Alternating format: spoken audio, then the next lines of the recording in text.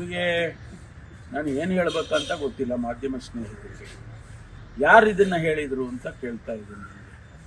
ನಿಮಗೆ ಯಾರು ಹೇಳಿದರು ಇದನ್ನು? ಸೋರ್ಸ್ ಏನು? ತಿಮ್ಮೇಗೌಡನೂ ಹೇಳೋದೆ, ಬೊಮ್ಮೇಗೌಡನೂ ಹೇಳೋದೆ, ನೀವು ಹೇಳೋದೆ. ಯಾರು ಹೇಳಿದರು ನಿಮಗೆ? ಒಂದು ವೇಳೆ ನಿಮ್ಮ ಕಿವಿಗೆ ಬಿತ್ತು ಅಂತ ಇಟ್ಕೊಳ್ಳೋಣ, ಯಾರೋ ಹೇಳಿದರು, ಎಲ್ಲೋ ಮಾತು ಬಂತು ಅಂತ ಇಟ್ಕೊಳ್ಳೋಣ. ನನ್ನನ್ನು ನೇರವಾಗಿ ಕ್ಲಾರಿಫೈ ಮಾಡ್ಬೋದಲ್ಲ ನೀವು? ಅದಕ್ಕೆ ಕ್ಲಾರಿಫೈ ಮಾಡ್ತಾ ಇದ್ದೀವಿ. ಮಾಧ್ಯಮದಲ್ಲಿ ನೀವು ಹಾಕಿ ನಮ್ಮನ್ನ ಕೊಲೆ ಮಾಡೋ ಬದಲು ನೀವು ನನ್ನನ್ನೇ ನೇರವಾಗಿ ಕೇಳಿದ್ರೆ ಹೇಳ್ಬೋದಲ್ಲ. ಸ್ವಲ್ಪ ರೆಸ್ಟ್ರೆಂಟ್ ಇಟ್ಕೊಳ್ಳಿ. ಇಂಥದ್ರಲ್ಲೆಲ್ಲ ನಾನು ನಿಮ್ಮನ್ನ ಯಾವತ್ತೂ ಕೂಡ ನನ್ನ 30 ವರ್ಷದಲ್ಲಿ ಮಾಧ್ಯಮ ಸ್ನೇಹಿತರ ಹತ್ರ ಬಹಳ ಸಂಯಮದಿಂದ ನಡ್ಕೊಂಡಿದ್ದೇನೆ. ನೀವು ಅಷ್ಟೇ ನನ್ನನ್ನು ಗೌರವಿಸಿದ್ದೀರಿ. ನಾನು ಆಭಾರಿಯಾಗಿದ್ದೇನೆ, ನಾನು ಖಂಡಿತವಾಗಿ ಆಭಾರಿ. ಆದರೆ ಒಬ್ಬ ವ್ಯಕ್ತಿಯ ವ್ಯಕ್ತಿತ್ವವನ್ನು ಕೊಲೆ ಮಾಡೋದಿದೆಯಲ್ಲ, ಅದು ನಿಮ್ಗೆ ಒಳ್ಳೇದು ಕಾಣಿಸುತ್ತೆ. ಅದು ಶೋಭೆ ತರೋದಿಲ್ಲ, ಮಾಧ್ಯಮ ಸ್ನೇಹಿತರಿಗೆ ತರೋದಿಲ್ಲ.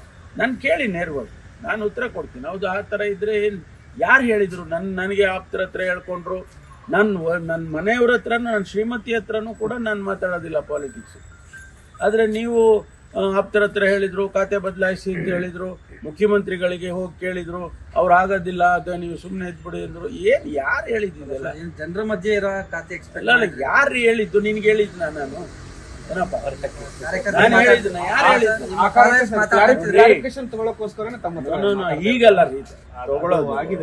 ಹಾಕಿ ಮೀಡಿಯಾದಲ್ಲೆಲ್ಲ 2-3 ದಿವಸ ಮಾಡಿ ಎಲ್ಲ ಅಧ್ವಾನ ಮಾಡಿದ್ಮೇಲೆ ಈಗ ಏನು ಕ್ಲಾರಿಫಿಕೇಶನ್ ಕೇಳ್ತೀರಪ್ಪ? ಯಾಕೆ ಮಾಡ್ತೀರಾ ಇಂಥ ಕೆಲಸನ? ಮಾಡಬೇಡಿ, ದಯವಿಟ್ಟು ನಿಮ್ಮ ಕೈ ಮುಗಿದು ಕೇಳ್ಕೊಳ್ತೀನಿ, ಮಾಡಬೇಡಿ. ಯಾಕೆಂದ್ರೆ ನಾವು ಭಾಳ ಏನೋ ಒಂದು ಇದರಲ್ಲಿ ಬಂದಿರ್ತೀವಿ ರಾಜಕಾರಣದಲ್ಲಿ. ಆದರೆ ಇದು ಇಂಥದ್ದು ಎಲ್ಲ ಭಾಳ ಜನ ನಮ್ಮನ್ನು ಫಾಲೋ ಮಾಡೋರು ಇದ್ದಾರೆ, ನಮ್ಮ ಅಭಿಮಾನಿಗಳಿದ್ದಾರೆ, ನಮ್ಮ ಕ್ಷೇತ್ರದ ಜನ ಮತದಾರರಿದ್ದಾರೆ. ಏನು ಅಂದ್ಕೊಳ್ತಾರೆ ಅವರು?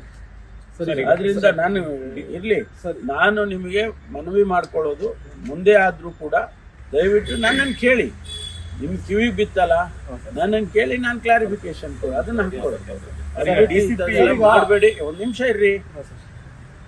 ನಾನು ಯಾವತ್ತೂ ಇಂಥ ಖಾತೆ ಬೇಕು ಅಂತೇಳಿ ಮುಖ್ಯಮಂತ್ರಿಗಳಿಗೆ ಕೇಳಿಲ್ಲ, ಕ್ಲಾರಿಫಿಕೇಶನ್ ಕೊಡ್ತಾ ಇದ್ದೀನಿ. ಈಗ ಈ ಸಂದರ್ಭದಲ್ಲಿ ಬೆಂಗಳೂರಿನಲ್ಲಿ ಘಟನೆ ನಡೆದಿದೆ, ದುರದೃಷ್ಟಕರ, ಅದಾಗಬಾರ್ದಿತ್ತು ಅಂತ ಹೇಳಿ ನಾವೆಲ್ಲ ಹೇಳ್ಕೊಂಡಿದ್ದೀವಿ. ಪಾಪ 11 ಜನ ತೀರ್ಕೊಂಡಿರೋದು, ಅವರ ಆತ್ಮಕ್ಕೆ ಶಾಂತಿ ಸಿಗಲಿ ಅಂತ ಈಗಾಗಲೇ ನಾನು ಹೇಳಿದ್ದೀನಿ. ಅವ್ರ ಕುಟುಂಬಕ್ಕೆ ಶಕ್ತಿ ಕೊಡಲಿ ಅಂತೇಳಿ ಇವತ್ತು ಇಂಥ ಘಟನೆಗಳಾಗಬಾರ್ದು.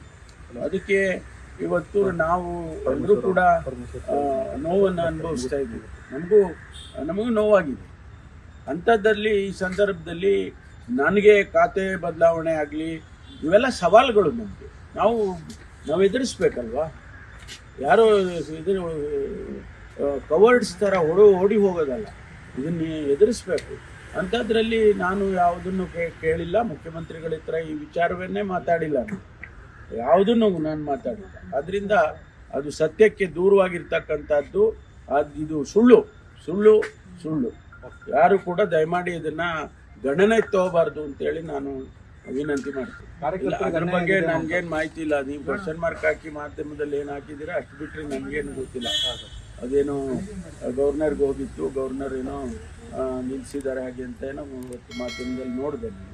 ಅದ್ರ ಬಗ್ಗೆ ನನಗೇನು ಹೆಚ್ಚು ಮಾಹಿತಿ ಇಲ್ಲ. ಬಹುಶಃ ಮುಖ್ಯಮಂತ್ರಿಗಳಿಗೆ ಮತ್ತು ನಮ್ಮ ಅಧ್ಯಕ್ಷರಿಗೆ ಅಷ್ಟೇ ಗೊತ್ತಿರುತ್ತೆ. ಅಲ್ಲ, ಕಾರ್ಯಕರ್ತರಿಗೆ ಅನ್ಯಾಯ ಆಗಿದೆ ಅನ್ನುವಂಥದ್ದು ಒಂದು ಗೊತ್ತಿಲ್ಲ. ಈಗಿರ್ತಕ್ಕಂಥ ಪಟ್ಟಿಯಲ್ಲಿ ಯಾರು ಹೇಳಿದ್ರೋ ಗೊತ್ತಿಲ್ಲ ಅನ್ಯಾಯ ಆಗಿದೆ ಅಂತ. ಸರಿ.